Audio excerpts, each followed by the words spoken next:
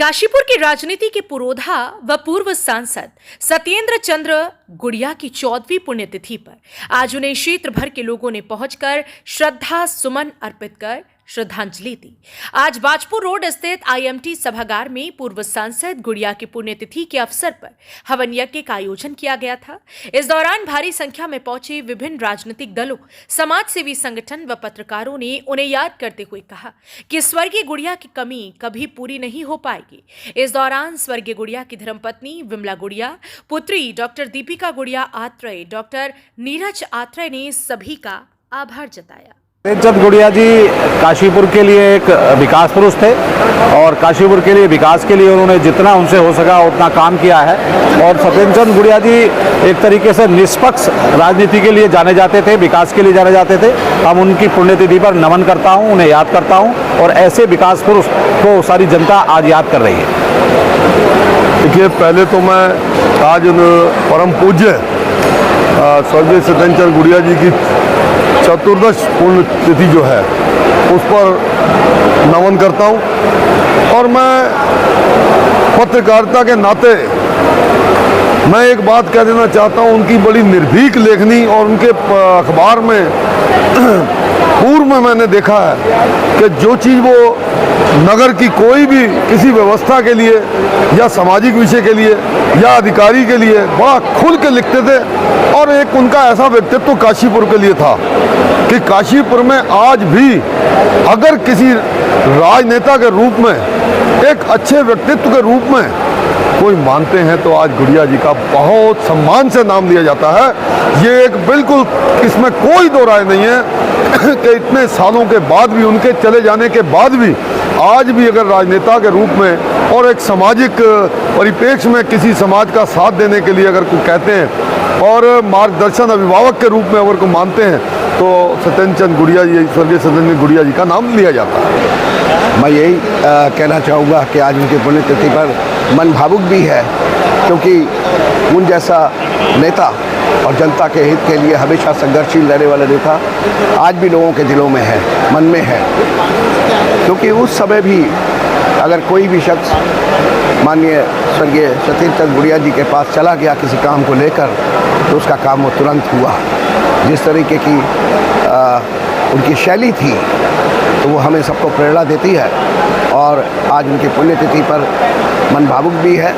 जो उनके द्वारा शिक्षण संस्थाओं के जो पौधे रोपे गए थे आज वो वृक्ष का रूप ले चुके हैं और उनको चलता हुआ देखकर भी अच्छा लगता है।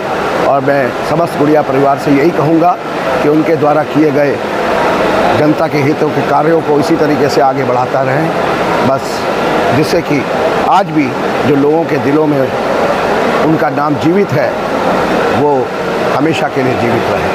सबसे पहले तो हम स्वर्गीय सत्येंद्र चंद्र गुड़िया जी को बहुत भावपूर्ण श्रद्धांजलि अर्पित करते हैं। ईश्वर से प्रार्थना करते हैं कि ईश्वर उनकी आत्मा को शांति प्रदान करे।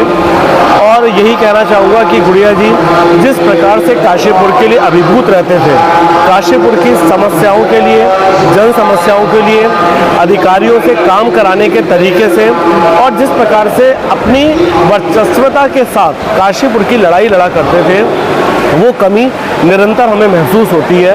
जिस प्रकार से विकास काशीपुर से दूर हो चुका है, तिवारी जी के समय का, गुड़िया जी के समय का जो विकास था वो एक कोसों दूर है। उस विकास को याद करते हुए चाहते हैं कि फिर से इस प्रकार के लोग हम लोगों के बीच में हो, जिससे काशीपुर जो अपनी दूरी से हट चुका है वो फिर से अपनी दूरी पर आ सके।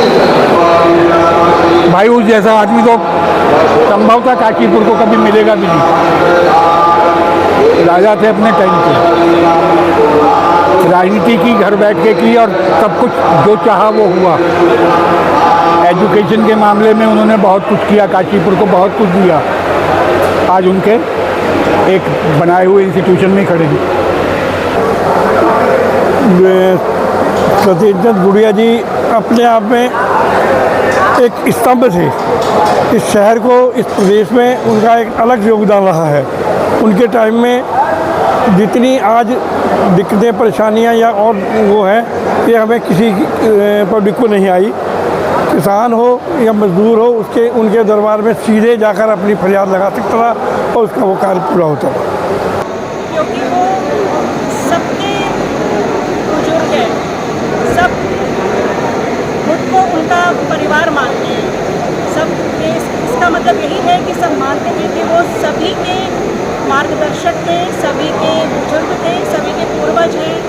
और इसीलिए आज सब एक भाव से उनको याद करते हैं। और आज उनकी स्मृति में मेरी माताजी द्वारा, परिवार द्वारा ये स्मृति यज्ञ रखा जाता है।